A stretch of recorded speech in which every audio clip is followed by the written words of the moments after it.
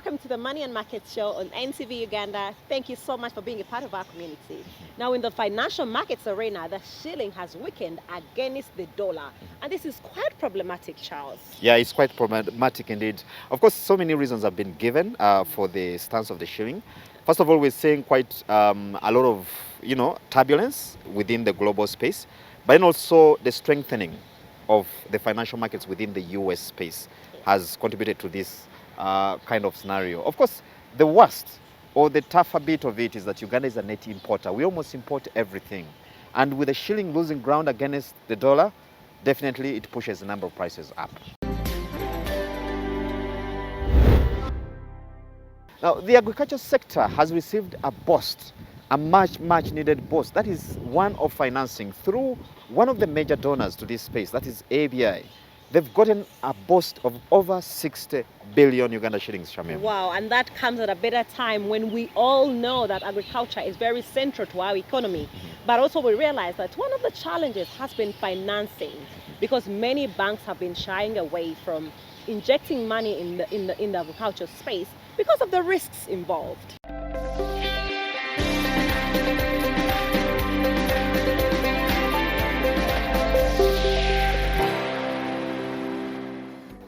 So basically we have the Investment Fund for Developing Countries as well as the European Union bringing a total of 17 million euros into ABI finance.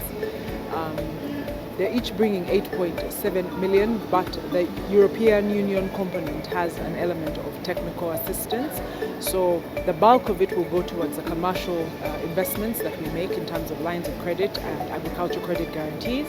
And then 1.2 million of that will contribute to what we do in terms of technical assistance, where we build the capacities of the financial institutions by both skill as well as physical and ICT capacity in order to dispense or deliver agribusiness financing properly, that's serviceable, that's and repairable and sustainable. First of all, Agribusiness Initiative, Agricultural Business Initiative, ABI, was set up in perpetuity. So we're not a program, we're a company limited by shares on ABI Finance and a company limited by guarantee with ABI Development set up in perpetuity. So what that means for like an investment like this, these are new shareholders to the organization, to ABI Finance. Again, speaks to the long-term nature of the investment of the partnership. So it's not a donation, it's not a short-term grant. It really is investing for the future, investing in ABI's future. And at the core of all our interventions, ABI, are the smallholder farmers and are the agribusinesses. However, we work through implementing partners. We work through the private sector. And our reason for that is very simple. We want to ensure that the private sector is well equipped, well poised to serve smallholder farmers and agribusinesses who are already part of the ecosystem. And we don't lend them money for lending's sake. We ensure that at the end of that are smallholder farmers and agribusinesses. So we sit down with the banks and tailor these lines of credit that are going to be passed along via the financial institution. So they'll borrow from us because we're a wholesale lender to them. And then we craft and discuss the right type of financing that should reach the smallholder farmer. And that's where the technical assistance comes in that I spoke about earlier. Sometimes there's need to train the bankers and to build their capacities in developing the right products, in reaching the right segments of society. Sometimes you need to tailor a product to reach women, to reach youth, to reach families in general, to go to hard to reach areas. Digitizing is key, and it is something that we provide in our technical assistance because it helps bring down the cost of lending.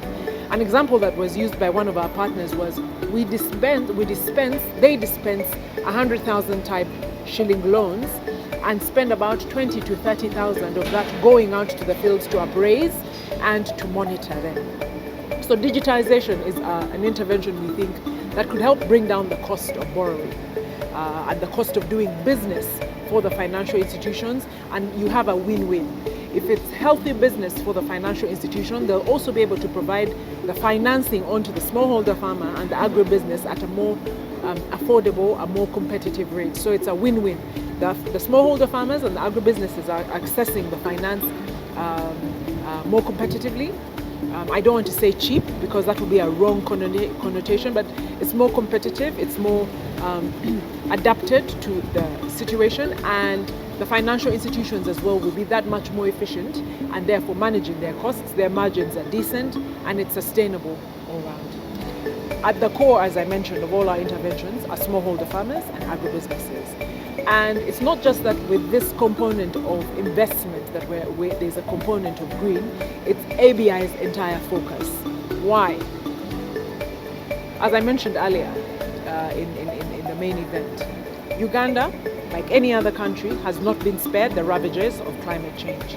Statistics are showing us that one, we are the 12th most vulnerable out of 195 countries when it comes to the effects of climate change, but the 49th least prepared to adapt and to adapt and to manage the effects and the impact of climate change. So our investments, our focus is increasingly turning towards climate adaptation, climate change adaptation, climate change mitigation, to try and ensure that Uganda is well poised. One, stop being as vulnerable to climate change, and even then be prepared to deal with the eventualities. Many of us are excited of the opportunities that oil and gas presents to us in this country. And ever since the signing of the final investment decision, that excitement has gone a notch higher. Indeed. But of course, the key questions we need to ask ourselves here is, how prepared are we? First of all, the SMEs, but then also at policy level to protect the interests of the Ugandan business community and, relatedly, Ugandans at large. Faced with a tough economic environment made worse by an unprecedented jump in oil prices, few sectors seem to offer the needed answers for potential reprieve. Much optimism is, however, invested in Uganda's oil and gas sector, especially at this time where it is transitioning from exploration to development and later production. The final investment decision is the point in a project's development where the companies decide to invest a significant amount of money to develop and construct a project to take it to commissioning. And so the final investment decision in the context of Uganda is the point in which the companies decide to invest $15 billion in the oil and gas industry in Uganda for the development of the industry. To put that in context, the national GDP of Uganda is approximately 35 to 36 billion. And therefore, the final investment decision is an investment of $15 billion, nearly 40% of Uganda's national GDP in one project. This is the single largest investment in one project in the history of Uganda. The discussion is, however, shifting to how much of that will be retained within the country. So we at UNOC consider ourselves to be at the front line of ensuring that national content remains front and center in this oil and gas industry. Through the seat we have in these business interests, we ensure that all the contracts give consideration for national content, and where necessary, give consideration first to local goods and services. And even where possible, that contracts are unbundled to ensure maximum participation. So therefore, we consider ourselves the first eyes in terms of ensuring that this investment goes to local content. Of course, we do this in conjunction with all the other institutions in the oil and gas sector governance. This includes our sister institution, the Petroleum Authority of Uganda, as well as our ministries and shareholders, the Ministry of Energy and the Ministry of Finance. At the back of the announcement of the final investment decision, government says it is stepping up effort of arming the local business community with skills and tact to play in the industry. As the Petroleum Authority of Uganda, we are also implementing a project funded by the African Development Bank to train 200 SMEs to prepare for the opportunities.